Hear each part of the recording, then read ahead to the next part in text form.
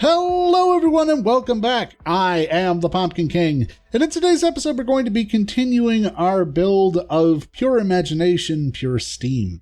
Launching right into it, we're building ourselves our second food truck. Remember, we built one for the horror node. I've decided that I want a themed food truck for every land that we build, so this is the one for the Steam node. I actually based it off of the truck from the Indiana Jones Raiders of the Lost Ark. And after playing around a bit, I did manage to make it look like it had a canvas top, at least from the ground, so yay, kudos to that. I'm actually really happy with this one overall, and I think that I will get really good at making trucks before we're all done. This one has just a bread stand in it, because, you know, you love walking around a theme park gnawing on a loaf of bread, I guess. I don't know. I'm sure someone enjoys eating bread at a theme park beside the ducks, but hey, whatever. It's an option in the game, and it's something I haven't used yet, so that's what we went with.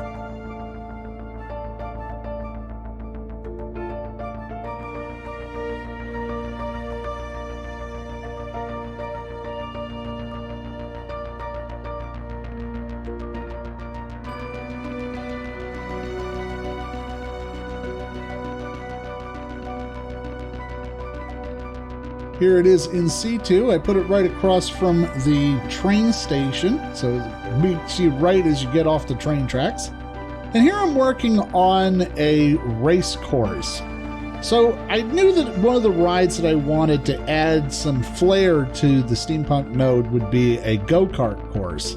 I love riding go-karts, one of my favorite things, and I'm so happy that they incorporated it into the game. So here I'm building just an entrance sort of docking station for the race course. I built it in a Gothic type style, and I actually based it off of an Italian building from the 18th century that is used as a race course these days. So it's authentic and cool.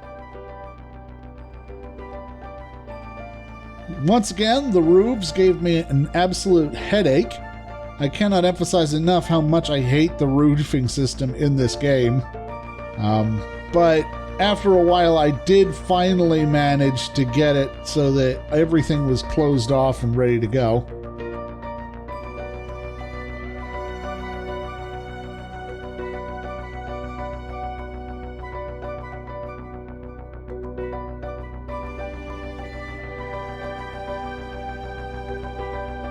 And then we just close it all in, and we are ready to go.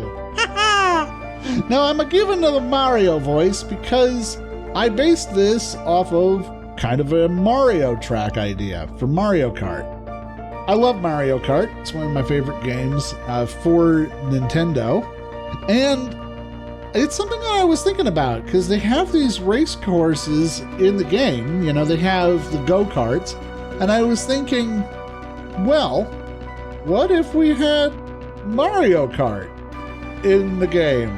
Like, you were actually able to ride around and pick up items and all the rest of that. And while I didn't do that for this particular go-kart course, I will probably be doing something exactly like that once we move on to some of the other nodes.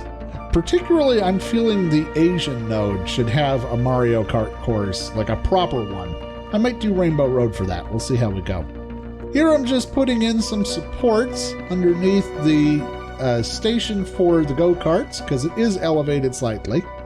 And I was able to kind of close this area off and make it look a little bit more industrial at the same time. So I'm liking the look of this, though it does take a while to position all of the supports.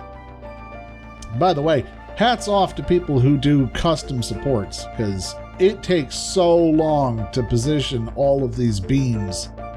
And especially, I would imagine, if you're doing it for a roller coaster, it's got to be nuts. And here I'm just throwing in a couple of supports for the bridge, and we'll put in a couple of custom lights, and we're ready to race! Ha ha!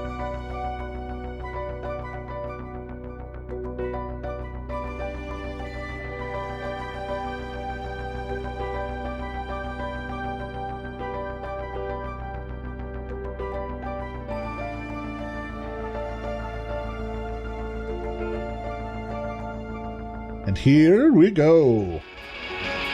This is a really insane course. There's a lot of hairpin turns. There's a lot of doubling back. It goes up and down on 2 different levels.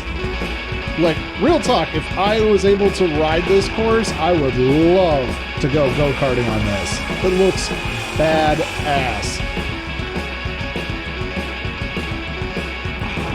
I think it's a good use for the Munster cars, too, because they kind of steampunk it up and sort of kit bash together a little bit. Pretty neat.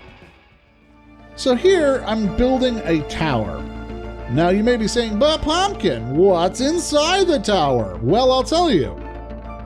Nothing. Nothing whatever.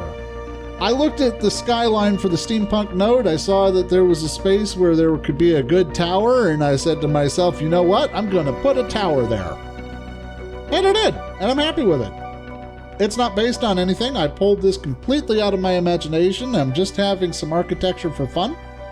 But yeah, I'm happy with how it turned out. It's just a tower. There's not even anything inside. It's just a tower.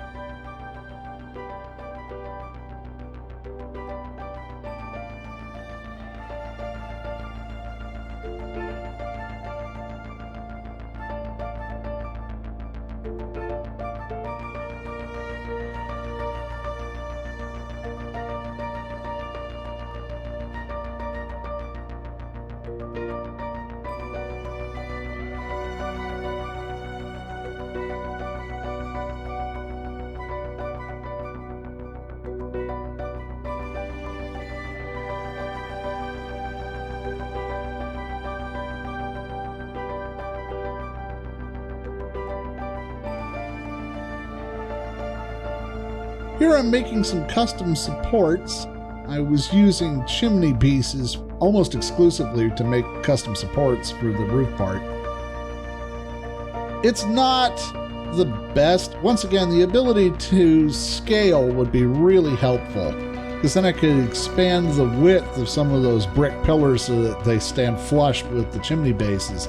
But overall, I am pleased with the absolute end result, and here we're just adding in some arches and some decorative bits, and our tower is ready to rise.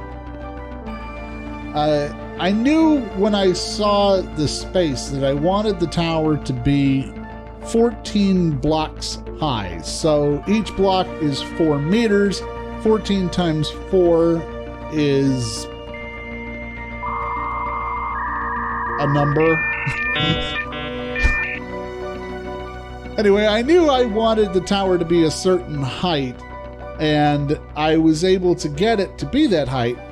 And putting it in situ in the actual game, it stands out beautifully on the skyline for the steampunk node. Here again, I'm making just a decorative piece. I'm decided I wanted to make a fountain. So I'm making a nice area for guests to sit, kind of chill out a little bit. And I'm just making a cast iron fountain because I can. And I enjoyed it. I like kind of being able to step back sometimes and just play around with some of the building and not feel like I have to build a specific thing. Because when I'm approaching this game, I always like to think of things pulling multiple duty. You know, we've already discussed that I put bathrooms inside builds. I put restaurants and small food stands and stuff inside builds. And while I think that's great, I think it's awesome that we are able to integrate those structural pieces into the theming. Every once in a while, it's just nice to be able to make something that's just scenic. You know, functional, but not really useful in any particular way. No one actually needs a fountain. It's just nice.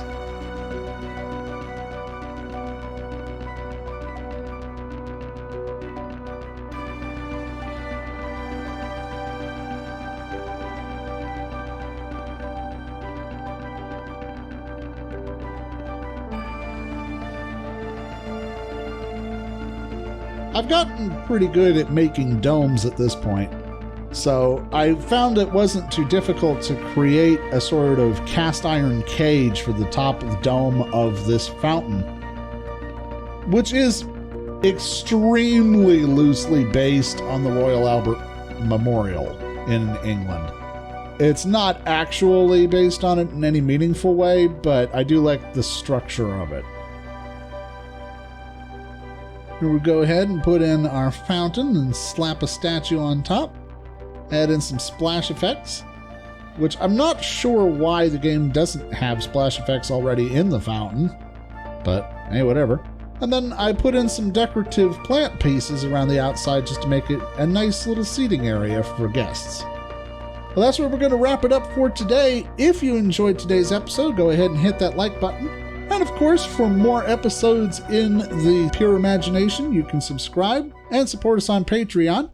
But until next time, I am the Pompkin King, and I will see you next time.